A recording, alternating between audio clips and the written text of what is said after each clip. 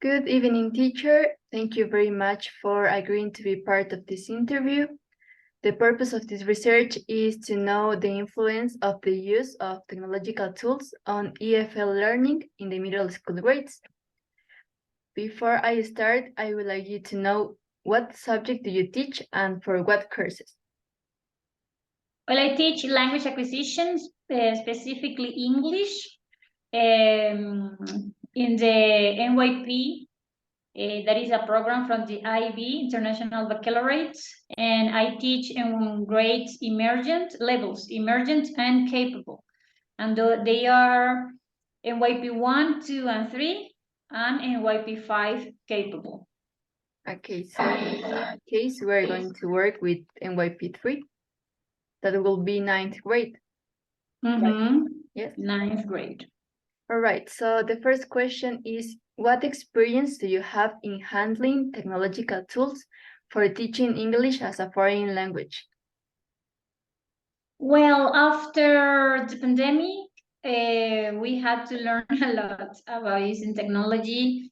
And well, we got some training here in the school. We got some training about how to use ways of communicating with the students, and also some tools related, in my case, for English, for students to write, for students to record their voices or to record videos. And well, the experience that I have had so far is started with the pandemic, and most of the things and the technological tools that I use nowadays, I learned how to use them with the pandemic because we were, teaching virtually. Yes. The next question is, to what extent do you think it is necessary to implement technological tools for learning English as a foreign language? Well, I think it is very important. Technology is very helpful, has proven to be very helpful. And also it can lead or help students with their independence, their autonomy at the moment of learning language. So if I suggest the students to listen to a podcast, for example, ones that I always recommend to my students is BBC Learning English. Is very, very good for them to improve their listening skills. So I think one of the greatest advantages it has is that it helps students to learn at their own pace, at their own pace, sorry, and what with things they like. If they prefer to watch video than listening to a podcast, so they can do it. Or if they prefer to do online exercises or play games related to languages, they are learning and they are enjoying. So, and they are doing it by themselves without the help of a teacher, especially with these tools that they give feedback and they grade what the students did. So they are very, very helpful for that. Yes, because they born in the age of technology, so it's more motivated for them to use it. Exactly. Students nowadays, they love technology. Yes. They are always on their phones, on their computers. So that is very advantageous for teachers to teach English, to give them tools to learn English by themselves. Okay, so the third question is, which and in what way do you use technological tools to teach to improve the learning of your students in the 4 basic skills of English?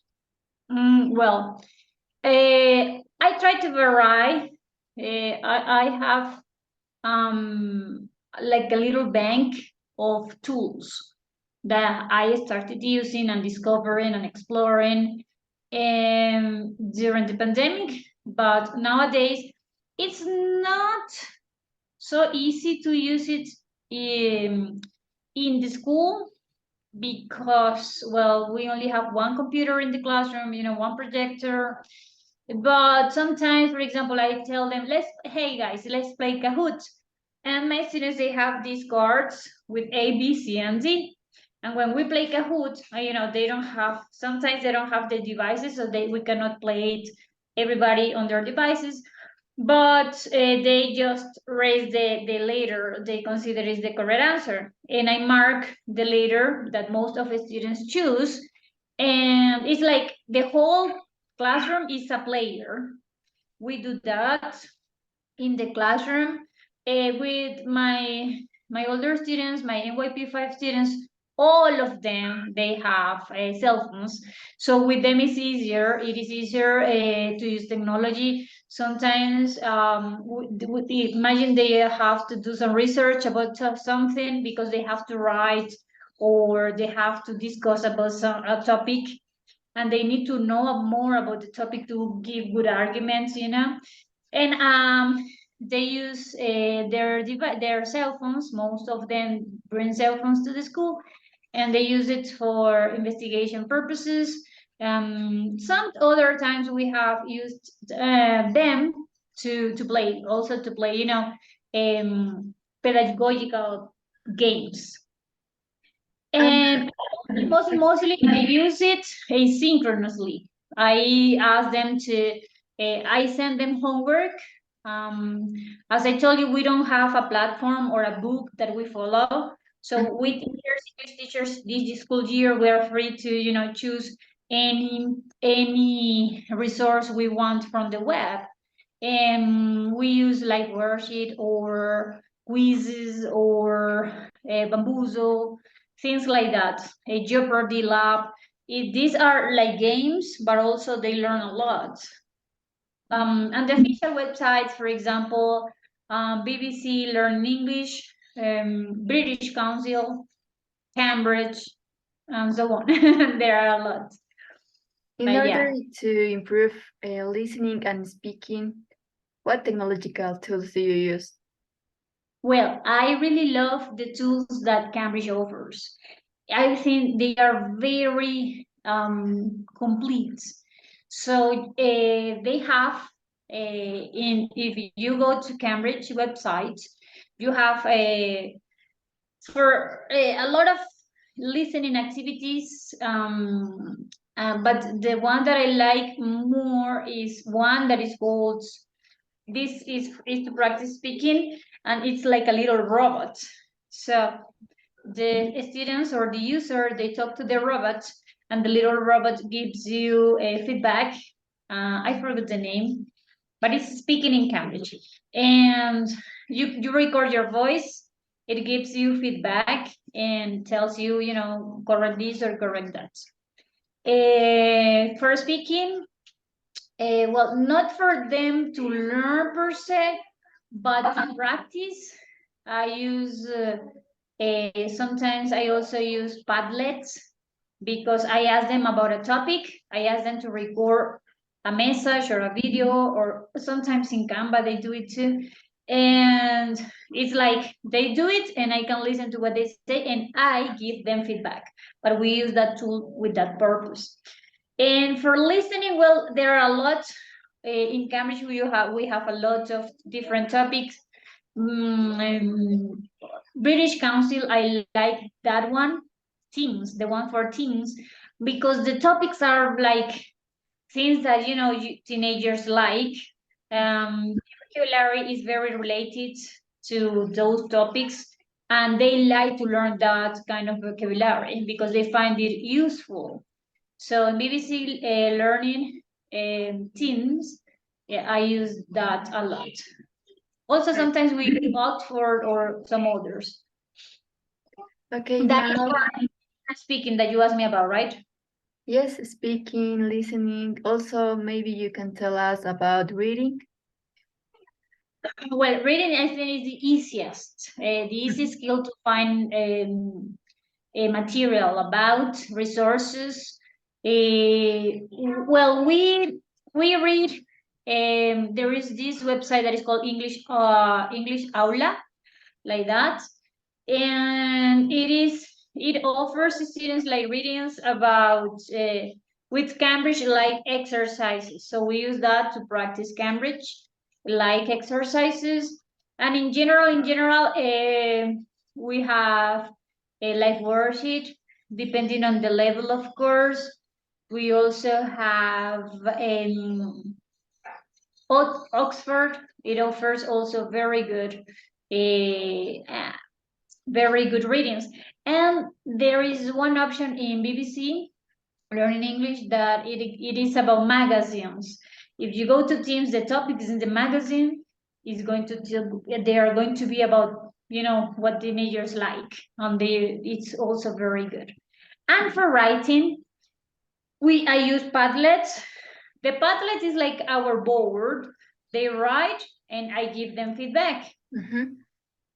That is when I do the feedback. But also in Cambridge, in the official Cambridge website, we have Write and Improve.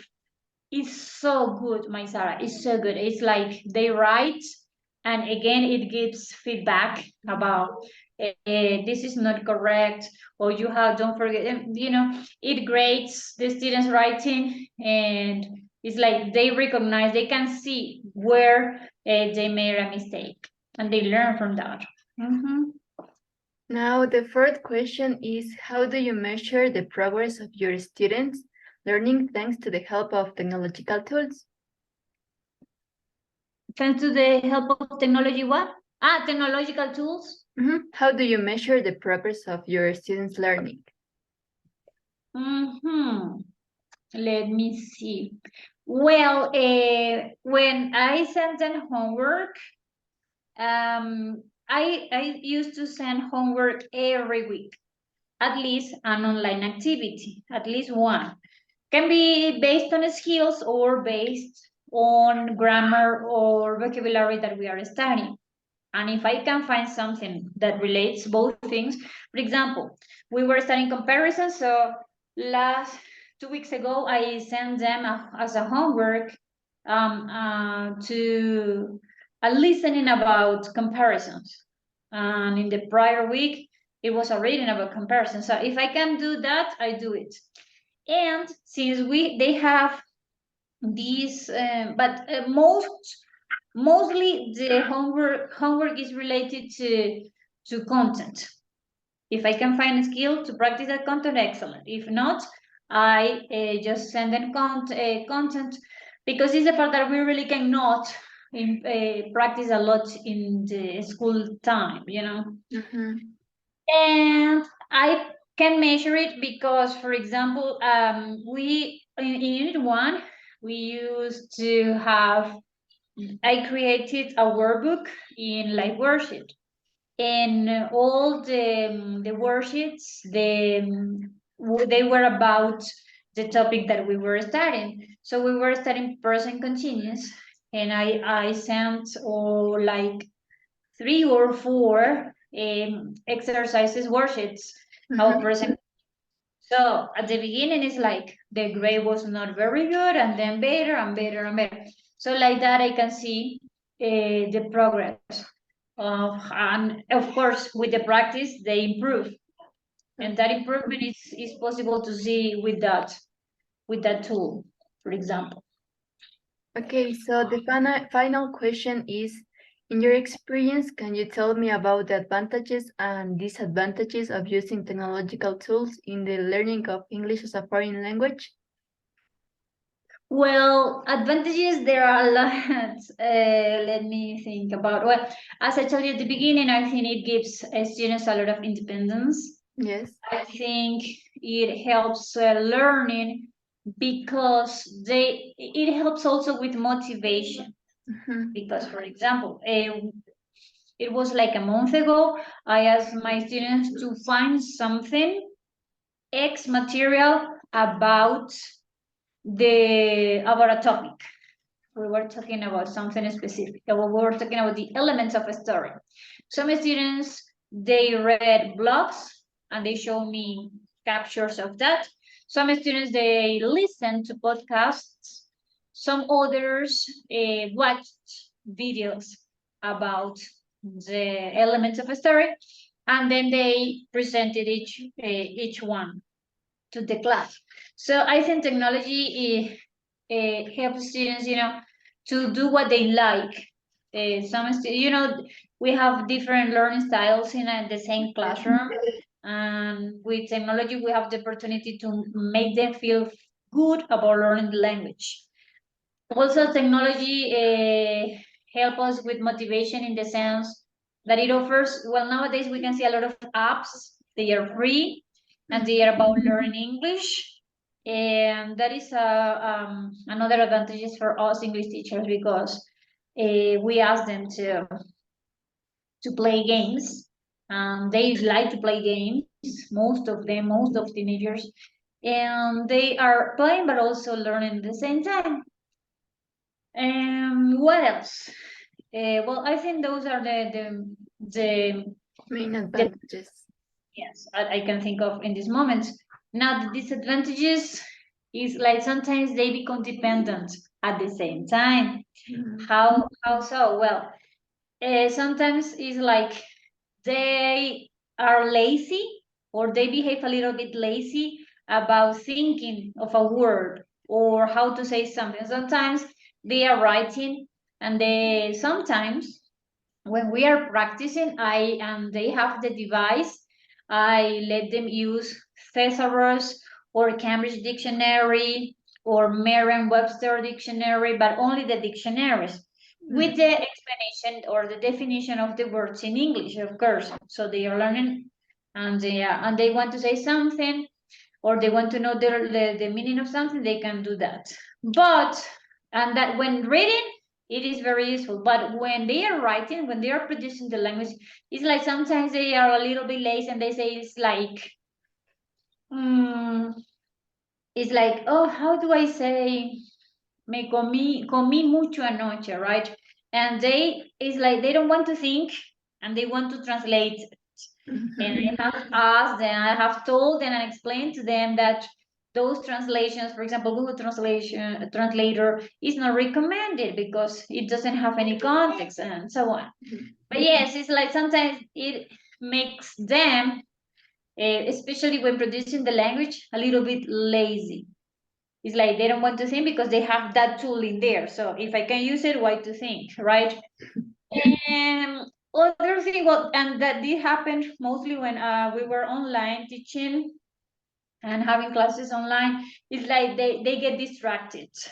They are supposed to do something. Let's imagine, let's watch this video on YouTube, but then YouTube, throws other recommendations, and they start watching that they don't have to watch. They have to watch the video to learn about that topic. So yeah, it's like can be a little bit distracting for some students, not for all of them, but for some students. Okay, teacher, thank you very much for your time. It was a pleasure for me. Thank you, honey. My pleasure to help you.